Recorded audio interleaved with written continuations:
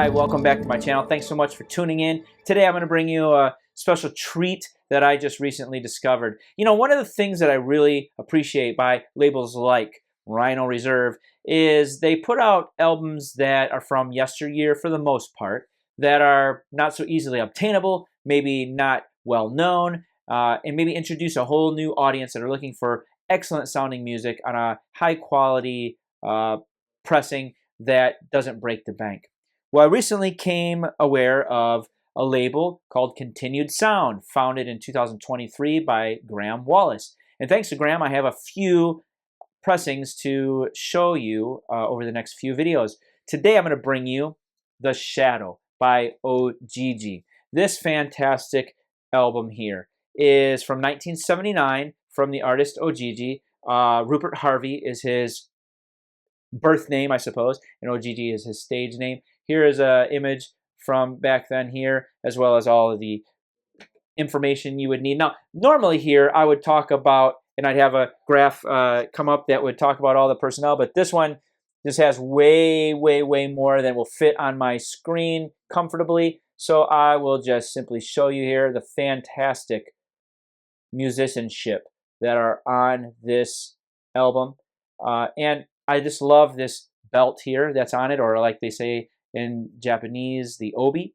And it's got so much information on here that is beneficial to you, including some of the other output that I will be talking about over the next few videos.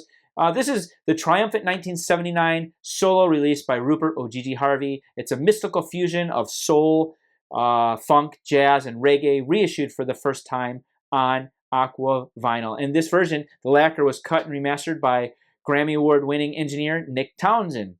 And some more information here, barcode.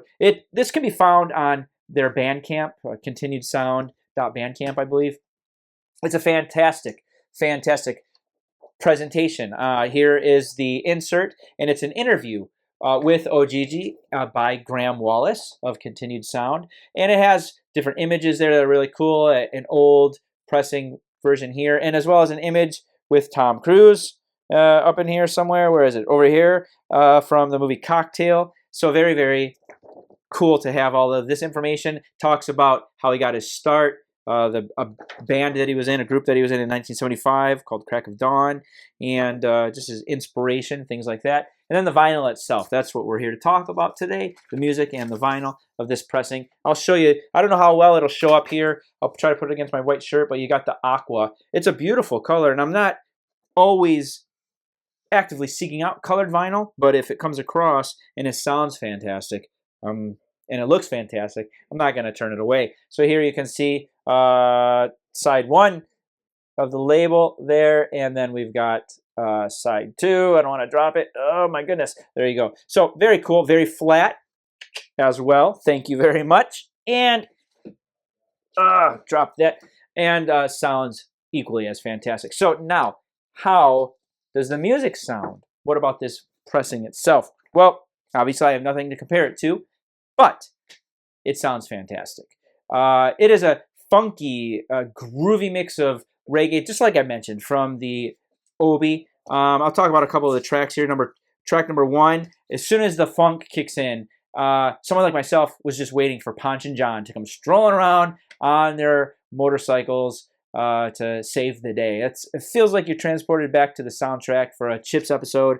Very funky, very great mix. And here on this pressing, the separation of the instruments is very distinct. You can definitely hear all those wonderful, talented musicians. And without a subwoofer, the bass thumps. You can feel it in your chest. Didn't need to even think about trying to add a subwoofer to this particular thing. Track number two moves right in. That's Shadow, the name of the album, and it's a funky mixture of instruments. It truly is just downright mesmerizing.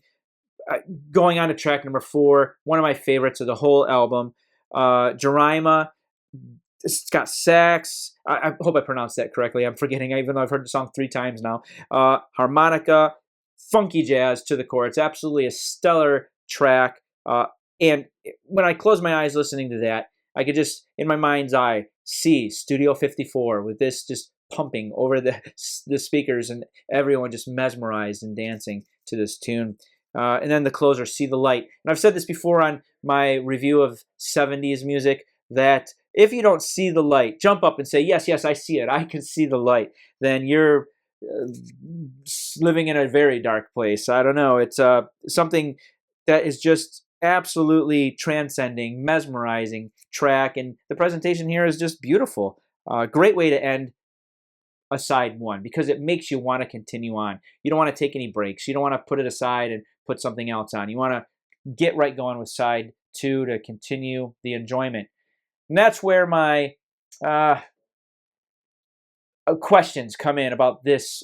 I don't know if it's the pressing or if this individual piece of vinyl or what, but side two, as soon as that first song hits, there's a little sibilance. It's a little bright, which took me back from the enjoyment of the funk and the groove and the reggae. However, track number two rectifies that. It goes right back. The rest of the album shines. There's no inner groove distortion. Absolutely fantastic pressing. Other than that first track, I'm not sure what happened, and it wasn't bad. It wasn't unlistenable, but it was definitely noticeable, especially due to the amazing sound quality of that first side.